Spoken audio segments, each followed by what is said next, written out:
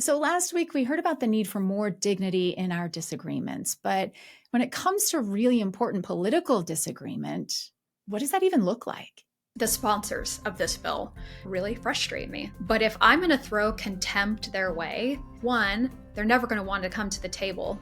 And two, I'm never going to be effective at the table. Hey, it's Julie. Welcome to Uncomfy, a show about sticking with moments that challenge us even when they're uncomfortable. And I get it, nobody likes to be uncomfy. But I've learned from experience, and maybe you have too, that sometimes a little discomfort has benefits if we can stay open and curious about it. And that's what we're here to explore. So let's get uncomfy. Last week on the show, we featured Tim Shriver, who co-created the Dignity Index, which is a tool for learning to respond with less contempt when we disagree. It's a lot harder than it should be, I think. So I wanted to see how this could possibly work in the fray of a heated political debate. And the state of Idaho has a debate like that going on right now. It's over a new school voucher law that will let families use tax dollars to pay for private school tuition, even private religious schools. This is a debate that's happening all over the country. And as you probably know, it can get really emotional because the stakes are so high. We are talking about our children, about harming or helping them. So I reached out to Alexis Morgan. She's a longtime education advocate in Idaho. She's past president of the state PTA. She's now director of public policy for the Idaho PTA. She's also part of a new lawsuit that is challenging Idaho's school voucher program. And she's got a podcast. It's called The Purple Zone, where she has lately been talking about how the Dignity Index has influenced the work that she's doing. So I wanted to know more. Alexis, welcome to Uncomfy. Thanks so much for having me. It's great to be here. Now, I know from your podcast that you have been participating in town hall meetings about this voucher issue that have been going on all around the state. Would you share a story, an uncomfy moment for us from one of those meetings? Oh, yeah, happy to. So I would say there was a moment near the end of this whole series of town halls. I served as a moderator, so I'm helping field the questions from the audience for the panelists to answer. And there was a gentleman who stood, he was an older gentleman, and it was very obvious to me that he was frustrated. And so he asked his question, the panelists answered, and they did a nice job, and he stayed through the entirety of the town hall meeting. When it was over, he came up to me afterwards, which is not uncommon. There's quite a few people who come up to me afterwards and have questions or they want to follow up or what have you.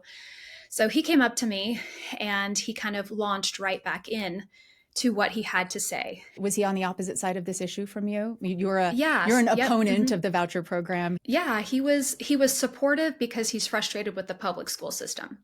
So he's saying the public school system is no good. So I like the idea of having vouchers. So as he started talking with me, for me personally, I don't view this as a personal attack. He's frustrated with the public school system to which I did not create. I'm simply a part of. And I can agree with him that it does need to be improved. So I chose in that moment, and it's tough sometimes because our hearts can race. We can feel like our palms are getting sweaty.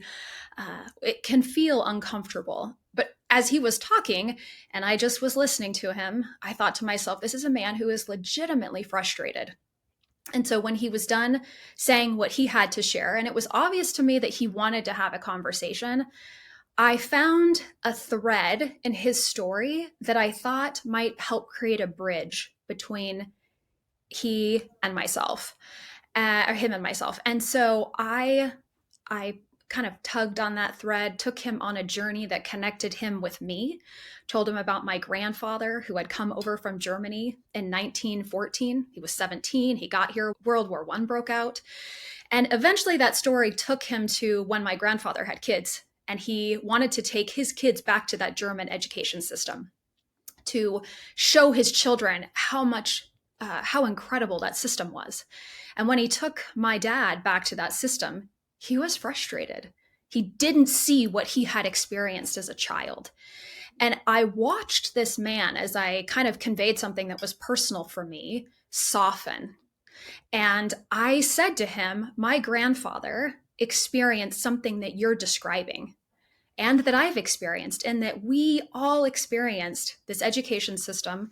And when we were kids, we look back on that with fondness and we want a great experience for our kids. And so that conversation then ended with me thanking him for his perspective and that it's needed at the table as is mine, so that we can work through the conversation, not find something shiny and new, but really dig into how we can fix this and help improve this system that is actually really thriving in Idaho. And I told him I hoped I could see him later, and he felt the same. So it Hmm. was really awesome, actually. Yeah, yeah. Tell me a little more about kind of what you think was going on underneath the surface there. When he approached you, how antagonistic did you feel like he was when he came up to you? And did you feel like you had to brace for that a little bit? I feel like during the session of the Q&A, I had prefaced it with, I want to share something with the community, all of you sitting here, that's important to me. I want to share that dignity is really important to me, that we're all human beings, that we all have value. And we all think about that differently, whether there's a divinity in our lives or whether we are connected to the earth, and we're all human beings. And so I just ask that we treat each other as such. So I think kind of like straight out of the gate, that bar had been set. And people in the audience saw that I worked really hard to offer kindness to people who thought differently than me. And my job as a moderator isn't to be biased one way or the other. That's not how I viewed myself, but more of a facilitator in the conversation. And so when he came up to me afterwards, I mean, I've had a lot of experiences with people coming up to me, and it's very obvious straight out of the gate that they're frustrated. I've had to end conversations before with at this point, you're criticizing me, and I'm not interested in continuing this conversation. So I felt like this gentleman in particular, he was frustrated. He wanted to prove his point. And from my perspective, people like that often just need to feel heard and validated. And it was obvious he needed that a couple of times. I love this picture that you're painting of, I mean, you had tried to set the stage really clearly with this whole room that we know this is emotional. Everyone feels very strongly. And we're also going to honor each other's dignity, which of course takes us to the dignity index. And you have apparently had quite a bit of practice, because I honor how well you were able to handle that moment. I think I would have been assuming that he knew that I'm part of this lawsuit and that this is where I stand on this. And oh gosh, now he's coming up to me and he's, and he's he's maybe a little agitated. Like, it would be really hard for me not to mirror that and feel like I needed to either bail out or try to convince him otherwise, So all of that to say, I'm impressed. And how did you come to this? How did you discover the Dignity Index? Yeah, thanks for the question. So I would say the Dignity Index, I was introduced to it a year and a half ago, actually, at the National PTA LegCon over in Washington, D.C. One of the co-creators, Tammy Piper, was there to give a presentation. It's a legislative conference, and so it's an opportunity to learn about different legislative components and how that's going to impact education, but also just how to be more informed, how to engage in these conversations. And as I sat and listened to Tammy, what I felt and what I experienced was almost like a decades-long journey of working through these different components and then having her frame it in a way that just really resonated with my soul. And really, that journey for me started when I was a school board member of a school district here in Idaho. And I was in my master's program at the University of Idaho, focusing on adult organizational learning and leadership. And I did my master's project that focused on a civility project that was centered around the community that I lived in. And so that's kind of all of, I think that practice is where this really kind of officially began for me. And I had a moment when I was a school board member. A parent came in and they were furious with the administration, furious. And we listened, and just some things came from that. But a couple weeks later, and I had never seen this mom before, I saw her at a dance class. And I thought, oh my goodness, her daughter and my daughter are in the same dance class. And is this going to get really uncomfortable or really awkward, right? I'm a school board member and she is angry with the school district. And so when the class was over, I went out to the parking lot. She went out and I saw her, and I chose to approach her. And I said, "Hey, I recognize you." And she said, "Yeah." And at that moment, I thanked her for being a parent that cared about her kid, that wanted to come in and say something that was important to her.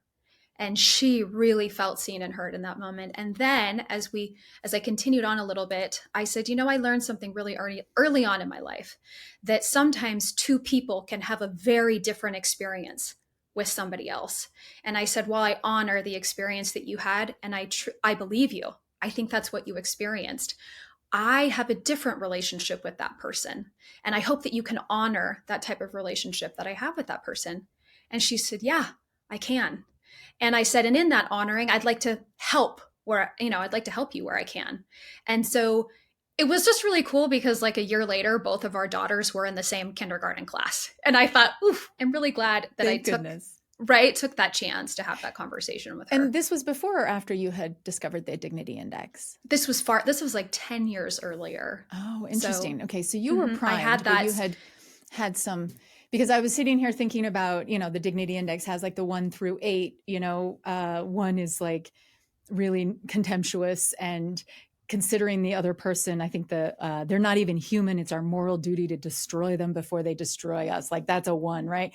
An 8 is each one of us is born with inherent worth. So we treat everyone with dignity no matter what. And just the fact that you sort of honored and thanked her for her perspective, like immediately puts you on the dignity side of the scale, right? Like you're 6, 7, 8, which is like, I'm good if I can, kind of stay on the dignity side consistently, even if I'm not really up there being stellar. So that's really interesting. Now, what I'd love to know is you learned about this at an event, a training, a conference of legislative, I guess, representatives, right, for PTA. These are volunteers, parent, teacher, whatever folks who advocate for school, often public school.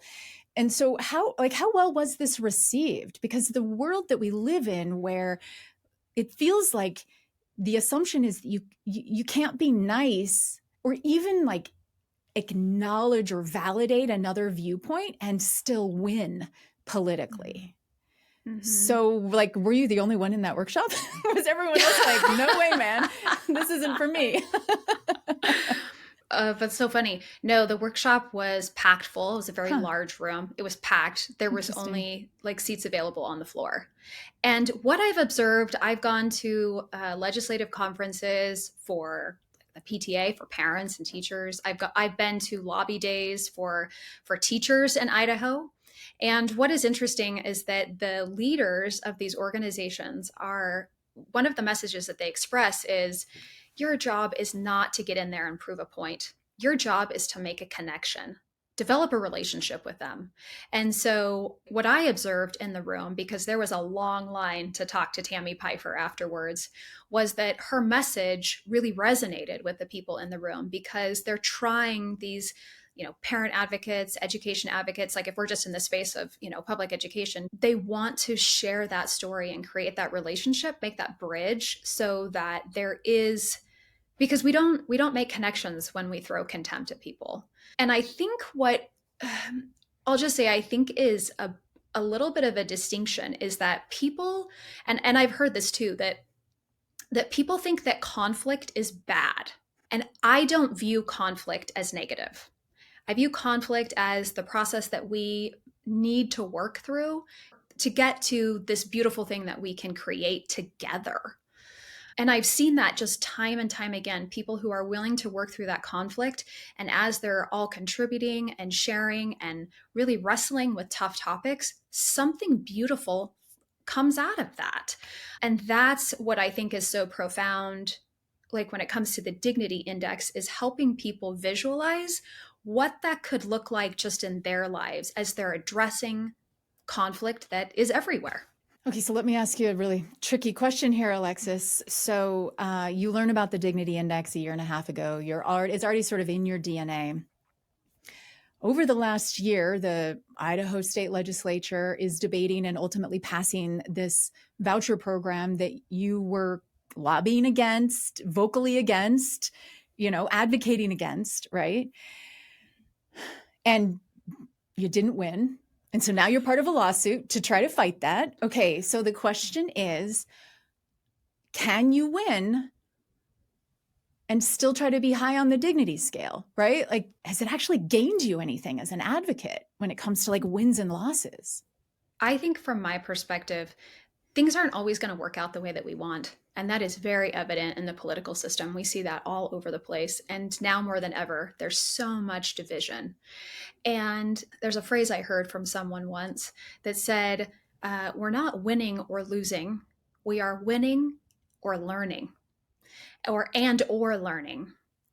And from my perspective, one of the things that I've observed about the Idaho legislature and I really admire is the decorum that is expected inside that Capitol when they talk about it, when they talk to each other, when they talk about in our Capitol, when the lawmakers mention the governor, they say the gentleman on the second floor.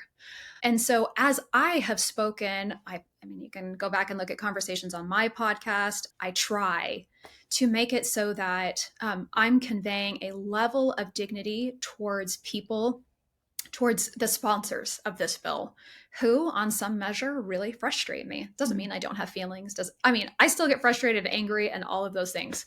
But if I'm going to throw contempt their way, if I'm going to dehumanize them, if I'm going to call them names, one, they're never going to want to come to the table. And two, I'm never going to be effective at the table. It's both of those things.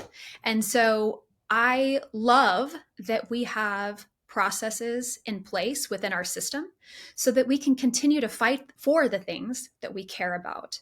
But we don't, and I don't think it's productive at all to dehumanize people in the process. And so I already know kind of what comes next for me. If this doesn't work out for me, I kind of have some thoughts in place already in a way that says, how can I work with this other side, whether we get that thing that we want or not? And you think that when all is said and done, you hope, however this turns out, however the court rules, that dignity can still be like a tool in your toolkit, or maybe it's more than a tool, it's the kind of lens through which you behave, and that you can, like, maybe that's going to be the only way you'll be able to be at the table. Hey, listen, I really want to win. That's evident. Like we don't want to lose. And also, I think dignity can always be there, because to me, dignity is treating people with the inherent value that we have. We all have value and we all have flaws, and our flaws don't take away from our value. Even if someone is not treating me with dignity, does not mean that they don't have value. It means I can be thoughtful and strategic in the way that I am engaging with them. And sometimes that means I need to disengage. But I think it is a fallacy to think that at some point it's okay to dehumanize someone in the process. There's lots of people in my community, in the state of Idaho, and I know throughout the United States, that work through conflict all the time and treat people with dignity all along the way. And that's all I'm trying to do. And I see people around me do it all the time. So I'm grateful for the examples of people all around me. Alexis Morgan is past president of the Idaho PTA. She currently serves as director of public policy. She's an advocate for public education in Idaho, and her podcast is The Purple Zone. Alexis, thank you so much. This has been really instructive. I appreciate your time. Thanks so much for having me. And thank you for getting uncomfy with us today. We've got a link to the Dignity Index in today's show notes if you'd like to dig into that a little deeper. I've learned a lot from studying it, and I'd love to hear your thoughts. Email uncomfy@byu.edu or connect with us on social media. We are uncomfy.podcast on Instagram. Let's keep this conversation going. Uncomfy is a BYU radio podcast. Samuel Benson produces it, and the team includes Hyobin Kim and Sam Payne. Our theme music was composed by Kelsey Ney. I'm Julie Rose. Can't wait to get uncomfy with you again next week. If you're like me, sometimes you just need a fresh voice in your podcast listening queue to shake things up a bit. And that's why I'm here to recommend The Lisa Show from BYU Radio. It's hosted by Lisa Valentine Clark. She's a widowed mother of 5. She's an actress and comedian, and she knows that real life is messy, but she's here to say you're not alone. Each episode of The Lisa Show explores the everyday struggles we all face, like struggles in parenting, mental health, relationships, social issues, all while also unpacking how to live a happier, healthier life. So catch The Lisa Show from BYU Radio on the BYU Radio app or on any podcast listening app. New episodes drop every Tuesday.